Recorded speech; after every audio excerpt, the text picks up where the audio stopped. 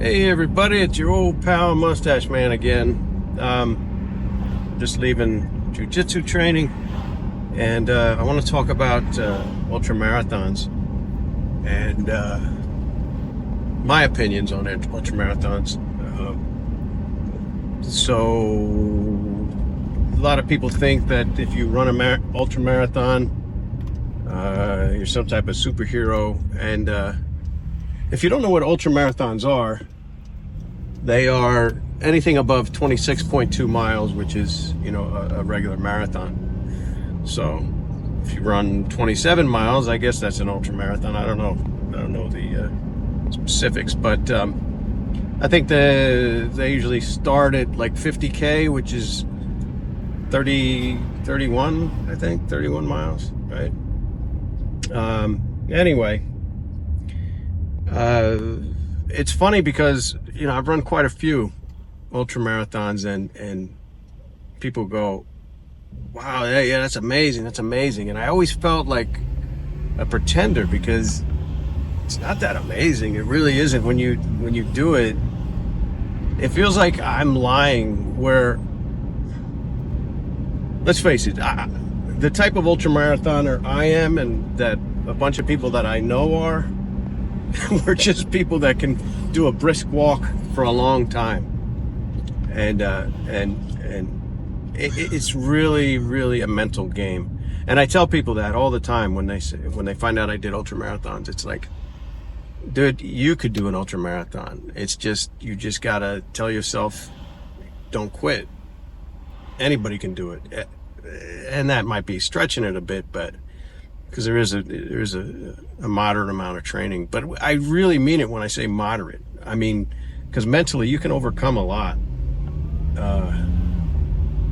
And if you tell yourself, I'm not stopping. There's a joke that Stephen Wright used to tell.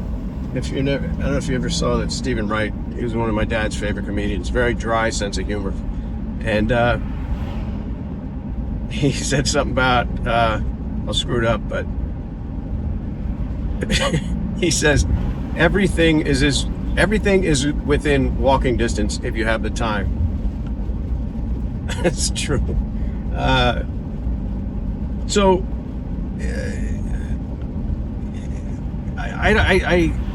and here's another thing. If you look at ultramarathoners, and this might be a blanket statement, might not be, but look at sprinters and look at their bodies, and then look at ultramarathoners, the other end of the spectrum. So you got two ends of the spectrum. I don't know, man. The ultramarathoners I see don't look as half as good as shape as look at Usain Bolt. That guy has bowling ball shoulders, and anyway, so number one, I want to dispel the myth of ultra-marathoners being superhumans, because they're not. Mentally, they're put together, but physically, a lot of them, not all of them, but a lot of them, you can question a lot about. So personally, my path with ultramarathoning, with running in general, is that when I turned 40, that was when I figured I'm going to do something to be really physically active. So I decided I'm going to run a marathon. I was never a runner, never ran. I think at one point in my 20s, I may have done a 5K with my brother-in-law, but never wanted to run. And then when I was wrestling, I jogged, to lose weight and whatnot, and for my cardio, but never as a hobby. But when I decided to do a marathon, I went all in, and knew nothing about running, knew no runners. I wasn't friends with a runner group. And I looked on Amazon. I found a book called 8 Weeks to Marathon, or something, 8-week marathon training book. I can't remember. I think it was blue. It's blue. Guide to Marathon Training, I think it's called, or something like that. And really, I could have just bought it for the chart, because really the chart maps out, I think it's 8 weeks, could be more, but it maps out the schedule of what you should do to get ready. And it's really just like day 1, run 1 mile. Day 3, run this, take this day off, blah, blah, blah. So it goes through the whole schedule. It doesn't give you what your pace should be or anything like that, which is correct. So basically I just followed that. And this is before I was doing barefoot running. This was in, I don't even know the year. Well, let's see, I was 40, so 2006. Anyway, so I did that, and it was in Philly, and this is all pre-Tough Mudder stuff.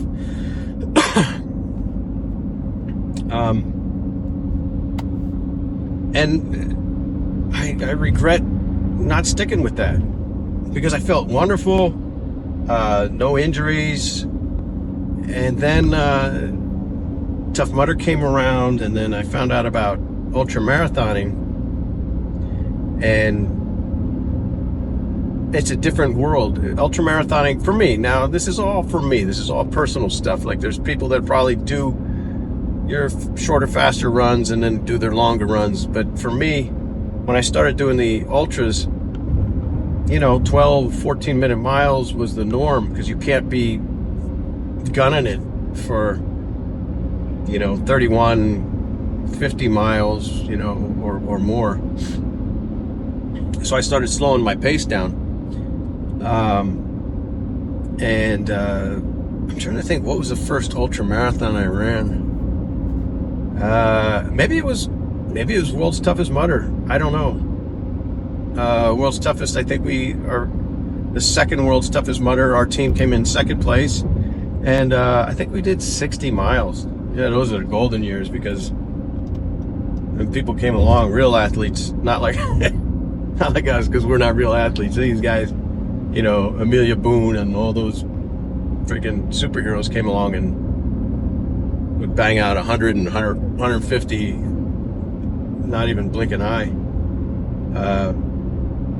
But anyways, for us at that time, I think 60 miles was the furthest I'd run at that point. And then we used to do this thing called Labor Pains, which was in Reading, Pennsylvania.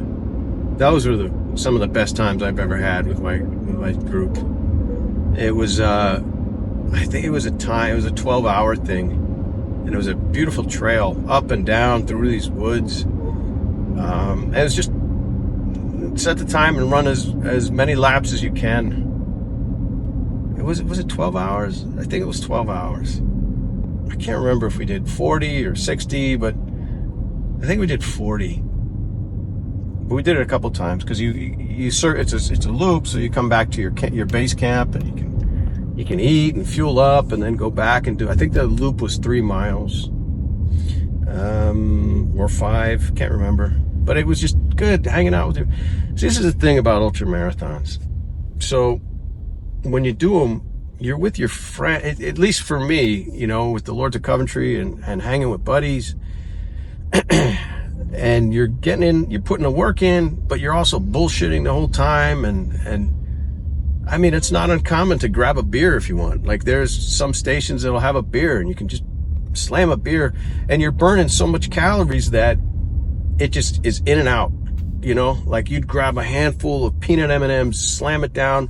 Those calories were gone within an hour. Like, it's crazy, because you burn so many calories by doing it, that you feel like you can just throw anything into your body. Some of the biggest feasts I've ever had were at ultra marathons. So it's good. It's hanging with friends, it's eating and drinking and getting exercise. So it's like everything all put in one bag, and it's wonderful. So I love that aspect about the ultra marathons. I think the one that kind of made me rethink my whole strategy was this Viaduct Ultra, and it was you should know about ultra marathons is that they're usually not sanctioned by corporations or anything like that, because it's dangerous, right? So you're not going to have, tons of people along the route, blowing horns and cheering you on with signs. It's not that thing. It's ultramarathoning is a lonely sport where,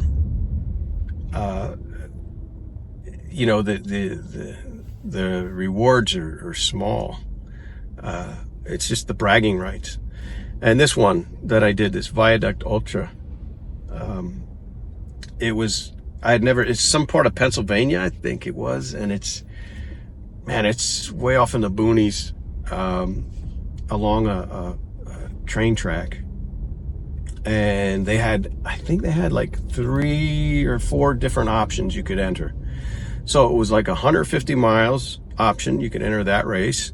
There was a 100-miler, and then there was a 50-miler, I believe. Or it might have been a 24-hour. I can't remember. It was several different ways you could enter. And I thought, this is the time I'm going to try and go 100. I'm going to try and go 100, because I'd done a couple 50-milers before that. And I was hoping to do it with the Lords of Coventry, at least, my buddy Jason or a couple other guys. And I think schedule-wise, they just couldn't do it. So it was just me. And what sucked is that, being just me, I didn't have a crew with me. So I didn't have, even my wife didn't come. I remember driving there all by myself, and I had the back of the car all full of, all my hammer gels and anti-cramp things and nutrition. And then I got there, and the 150 mile had already began like the day before. It takes longer. And Mark Jones was doing it. Mark, if you know this group, Ultramarathons, Mark's a beast. He was from Pennsylvania as well. And he had since completed Go-Ruck selection. So he's an amazing endurance athlete. And I knew him, and he was well on his way to, and he completed 150 miles. It's crazy. So good. But I'm trying to think about how many people did when we started off at 100. It might have been 20 of us. I can't remember. It wasn't a lot of people. And if you don't know about ultramarathons, when you start, you're in a group, but that group just starts to split off, and separate, and you're a lot of times you're all alone. And this course was a path that kind of ran adjacent to a train track, and so you had your start, you run, let's say 12 and a half miles out to a point, and then it's a turnaround. And then you had an aid bag you can put at the 6 mile mark, right? So you give it to somebody, and then they take it to the 6 mile mark. So you're running, you go 6 miles, or it might have been further than 6 miles. So then you hit your bag, then you do your loop, and then you hit your bag again, and then you come back at your base and you have more sustenance there. So that's the way it was structured. So you're usually a couple miles from aid. But other than that, there's no homes around there. There's no stores. There's no place to stop for food, or, if you run out of water, you're screwed, because there is no aid station along the way. So I started early in the morning, and the way it was structured is that when you get to your end point, which was 12 and a half miles out, there was a notebook. There was a folding card table, square card table, with a notebook, a spiral ring notebook, and you had to sign your name and I think write the time down that you were there. That was it. They didn't have any scanner wrist anklets or anything like that, right? So you write with a pen, like your name and when you got there. Turn around, go back, right? So I did that, come back, go to base, come back again. I did it again. I got my 50 in, go back out for my 75. Sun setting. I was slowing down. Very lonely. And it started raining. And it's funny because when you're doing stuff like this, that's even marathons. When I did the Philly Marathon, and it rained and it was cold, it was miserable. I think it was in October or November. It didn't bother me at all, man. It just, and I'm sure you people, if you've done these things, you understand. It just, it doesn't, you know, it's not like, oh man, I need an umbrella. It does, the rain hits your face and it's nothing, man. And that was the case. So it was night, it was raining, I was physically spent, just trudging along at mile 60 or whatever. And I remember I was exhausted. I needed a rest. I was trudging along this dirt trail and I just fucking I'm gonna just lay down. So I laid down right there. There was no one around me. It was pitch black. I don't know how many people would dropped. Like, people dropped constantly. I could have been the only one out there.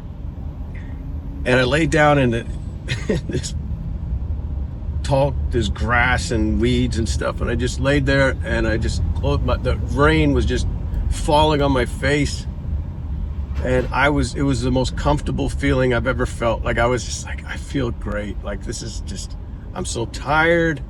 The rain feels good on my face and I'm spent. And I just I woke up snoring. Like, one of those. Like, oh, okay, I guess I'll get back up and start running again. That was a unique feeling because I've never felt that before or again, where I was just so spent that I'm just gonna lay right where I am and crash, and then who cares? Anyway, got back up, started heading towards the turnaround, and the way this trail went out is that a lot of it looked the same. Like, you go up and there's this curve, a slight incline, there's a curve, and it happens like a couple times. So I'm thinking, oh yeah, right at the end of this curve is the card table. I'm gonna sign it and turn around. And you get up, it's not there. It's, oh shit, I thought it was here. This happened like 2 or 3 times where you're like, I'm gonna turn around any second. I'm gonna be going back. Nope. And then I'll never forget, I was heading up and I saw one person heading back, dark, rainy. They were heading back, coming the other way. I'm like, oh, hey, it was raining. I said, wow, you didn't drop out. No, yeah, we're like probably the last 2 on the course. I go, oh, wow, crazy. And I said to her, so the card table is up there? She goes, no, it's not up there. They must have taken it in. Like, this race is over. I go, no, it can't be. They wouldn't have taken it down. She goes, yeah, it's not up there. I just turned around. So I'm like, oh shit, what do I do? Do I just turn around with her and head back? And then I felt dishonest. Like, there's a turnaround. I have to hit that and get back. So I let her go. I'm like, all right, well, I'm just going to keep going, right? And then I'll probably turn around. And I knew I'm not stopping until I see that card table, and then I turned back. So, kept going. 20 minutes later, I get around this turn. I see the card table. I go up to it, right? There's the spiral notebook with the pen next to it. Drenched, completely wet. All the names, all the sign-ins, just runny ink, nothing, no proof. I take the pen, I'm like, I'm gonna sign in no matter what. I'd go to write on the paper, it just rips. Just imagine trying to write with a ballpoint pen on wet paper. That's what happened. That was my proof that I got there. I just had to do it. Turned back around, made it back to main base, and so I got my 75 miles in, and I knew I couldn't make it another 25. All right, this is good enough time to stop. And I think I may have done it, but I think the cutoff time was, I knew I wouldn't have made it out and back in that amount of time or something, because I think the race was wrapping up. And they had, okay, for proof that you did the run. Oh, and I told the guy too, I'm at the table, I'm like, hey man, I went there and I wrote on the paper and it ripped, so I just want you to know that I got my miles in. They go, oh yeah, that's cool. And I said, they had these, the awards were railroad ties. If you've seen them, they're all over Pennsylvania. I used to get them when I was a kid. They're just this stupid piece of metal, right? And they were painting them with fluorescent spray paint, green. I think it was green or orange. They spray paint them, and then with a Sharpie marker, they would write 50 miles, 100 miles, 150 miles. So that's the award. They might have wrote Viaduct, something on the other side. And I got back, and I said, hey, yeah, man, I'm Andy. I was going for 100, but I'm not going to go back out. I can't go back out, but I did 75. I see you got awards for 50 and 100. So I said, I know I can't get to 100, but can I at least get one of these 50 railroad ties, spray painted railroad ties? The guy's like, no, you signed up for this for the 100. You don't even get that. I said, all right, that's cool. So I got no award, nothing. Just the only bragging rights I have is what I'm telling you right now. That's so stupid. Anyways, I was physically spent, got nothing to show. I think it's online somewhere. You can Google Viaduct Ultra Trail Marathon or something, and for this year, I don't even remember the year, and I'm on there. I think it says 75 miles, but either way, you know, I did it. And I'll never forget afterwards too, because I was like, all right, I got to sleep in my car. Laid down in the car, and then the sun was beating on the car, and the car was getting hot, and I remember thinking, I just can't fall asleep, so let me just drive home. And I remember the drive home, I think I was on the Pennsylvania Turnpike, and holy moly, man, I just like dozing, my head's bobbing, ready to fall asleep. That was a nightmare. I should have never drove. But anyways, that's my Viaduct story. So and then when I came out here to California, I did another Nanny Goat Ultra. I think I did 40 miles with that one. That was just a 1 mile loop. That was another neat one. I'd like to do that again, but I don't know, man. Am I done with ultras? Because here's the thing then, because then since I've done a bunch of marathons and half marathons out here, and my time is shit. It's terrible. And I feel terrible doing them because I'm so bad at running now. It's crazy. And I think I blame it on the ultras, in that before I found ultras, I was running great. I felt great. You know, for me, I was doing I had good times.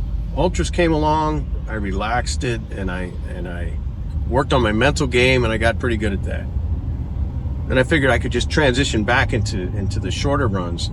And it's not, for me, it's not that way. I don't know, man. It's just, it's harder to get those muscles going. And you know what? Now, even training for them, it's just not as fun. I did get a training program called Run Further, Run Faster, or no, Run Longer, Run Faster, RLRF. It's an app. There's an app.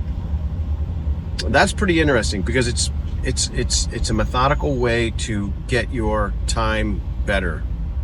So, meaning, I think you're supposed to go run like like a 5K. So you run a 5K, you time yourself. You put your time into this app, and it's a book too, I read.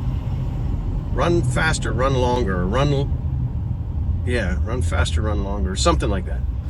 You put this time in the app. I think I paid a couple bucks for the app. And then it will give you a training program on the app of days to run. You run quite a bit. You run like 5 days for sure. And you do long, slow runs, LSRs, you do laps on a track, a high school track, or whatever, running track, and you time that, meters, you do meters.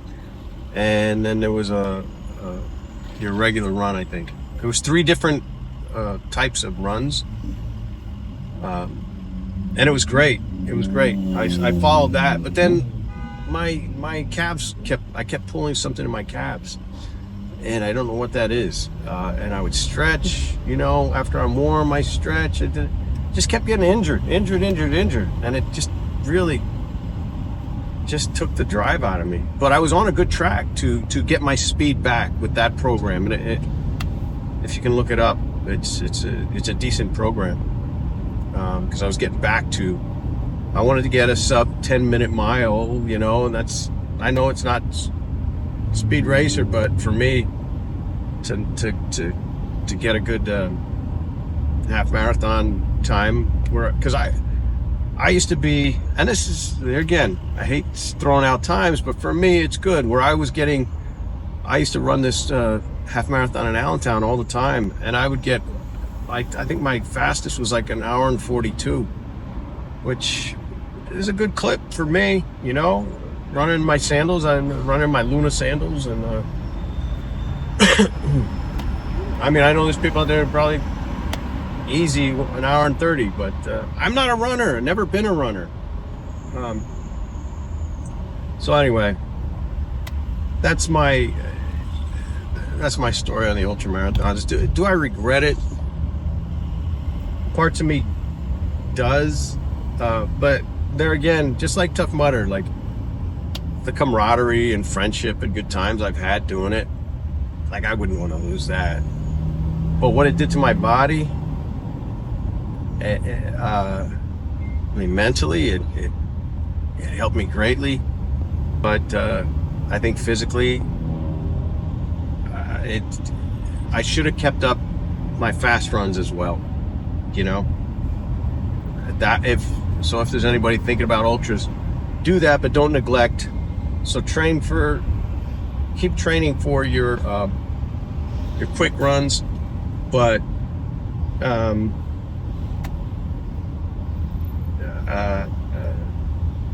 you can still just work your mental game, because that's all ultras are. It's a mental game, bro. Just get out your stupid walking stick and do a brisk walk, and you're an ultramarathoner. Hate to shatter the illusion, but it's kind of the same thing with martial arts. There's so many damn illusions about martial arts. There's no secrets in martial arts either. If you've been training 50 years in martial arts, it doesn't mean you're a superstar. It just means you're old. So many misconceptions about both sports. Anyway, that's my rant for today. I don't think I have anything else to say, but hope you made it this far. Mildly interesting? I don't know. All right, good talking to you guys.